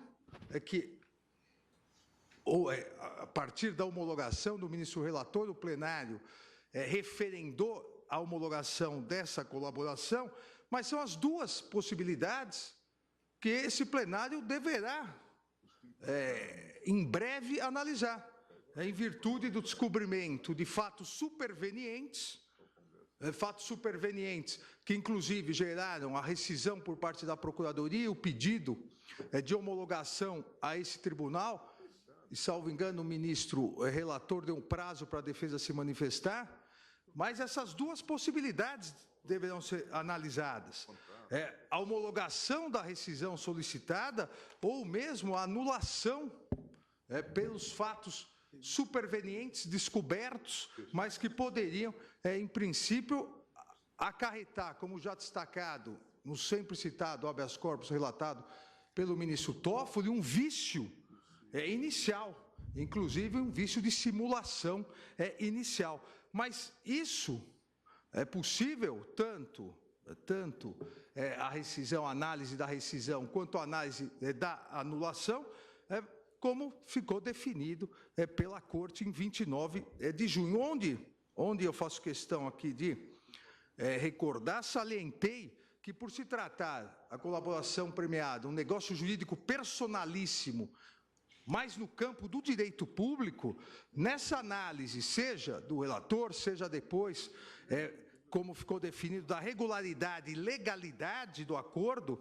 o Poder Judiciário poderá, porque faz parte da análise da legalidade, poderá analisar a veracidade dos pressupostos fáticos para a celebração, o motivo da celebração, e um juízo que no direito administrativo já há décadas é pacífico, juízo de verificação de exatidão do exercício da oportunidade perante a legalidade.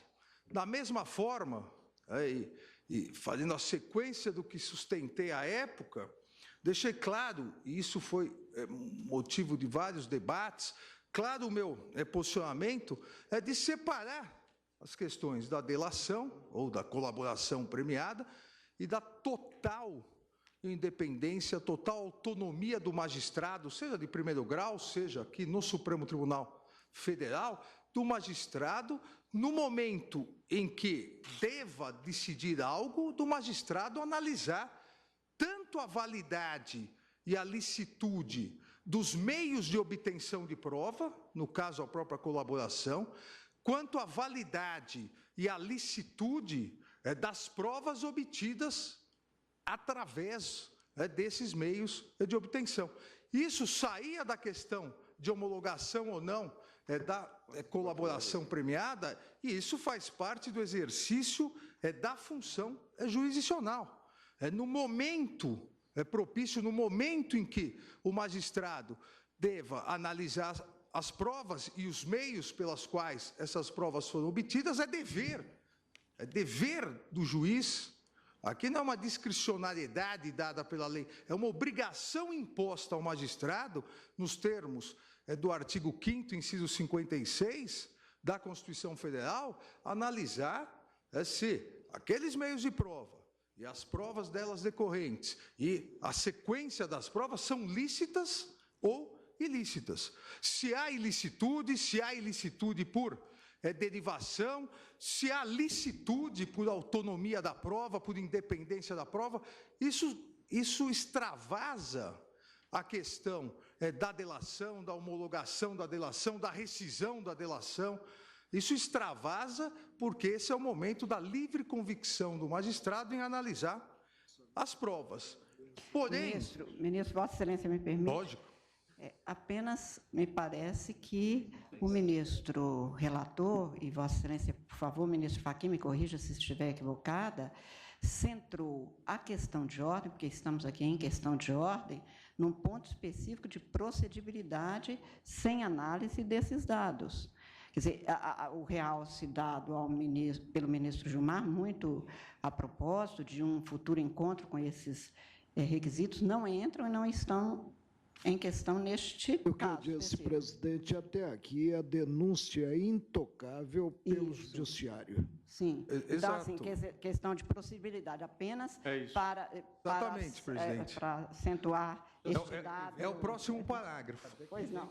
Então, tanto melhor que eu estou captando perfeitamente com clareza o raciocínio de Vossa Excelência. Porque o realce do ministro Gilmar é da maior importância, mas ele mesmo disse, teremos um encontro marcado com isso. Não, sem dúvida.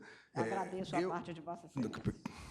Eu fiz questão de rememorar e deixar claro tanto o que foi definido, o acerto da Corte, quanto a minha própria posição pessoal, de distinguir os momentos de análise, porque esse segundo momento de análise, como foi destacado e colocado pelo ministro relator, esse momento da análise da licitude ou ilicitude dos meios de prova, das provas, esse momento deve ser realizado processualmente quando o Supremo Tribunal Federal adquire para esse fim jurisdição decisória. Que hoje não tem. Ou seja, a meu ver, o Supremo Tribunal Federal, nós teremos, como disse Vossa Excelência, nós teremos um encontro marcado com essa análise. Mas esse momento é o primeiro momento processual onde o Supremo Tribunal Federal adquire a jurisdição decisória, o poder decisório, para analisar o recebimento ou a rejeição da denúncia. Nesse momento, o Supremo analisará, após eventual autorização, após eventual defesa preliminar, analisará. Porque a Constituição, como bem ressaltou o ministro Edson Fachin, e agradeço aqui a citação, como bem ressaltou o ministro Edson Fachin, a Constituição é muito clara. A Constituição exige que o Supremo Tribunal Federal, para que possa realizar o primeiro ato decisório, e esse ato decisório seria receber ou rejeitar a denúncia, exige que haja autorização de 2/3 da Câmara dos Deputados. A Constituição, por razões de conveniência política, foi uma opção política do legislador constituinte, dar à Câmara, a representante, a casa que representa o povo, a análise, não só, e pode realizar análise se há ou não provas, mas principalmente a análise da conveniência política de, naquele momento, o presidente da República eventualmente poder ser processado. A partir dessa autorização, aí sim, num primeiro ato meramente ordinatório, processual, de oitiva da defesa, e depois o Supremo, naquele momento do recebimento da denúncia, se vier a ocorrer a autorização, é que poderá realmente, a meu ver, e respeito todas as posições em contrário, poderá analisar o que foi alegado pela defesa. Eu também já cito há muito tempo em obra doutrinária que a necessidade de licença não impede o inquérito, não impede o oferecimento da denúncia, mas exatamente impede a análise da denúncia, que é o primeiro realmente ato jurisdicional decisório que o Supremo Tribunal Federal poderia e poderá vir a tomar. E esse primeiro ato jurisdicional decisório depende de prévia autorização da Câmara. Com essas rápidas considerações, presidente, eu acompanho aqui o voto do ilustre ministro relator.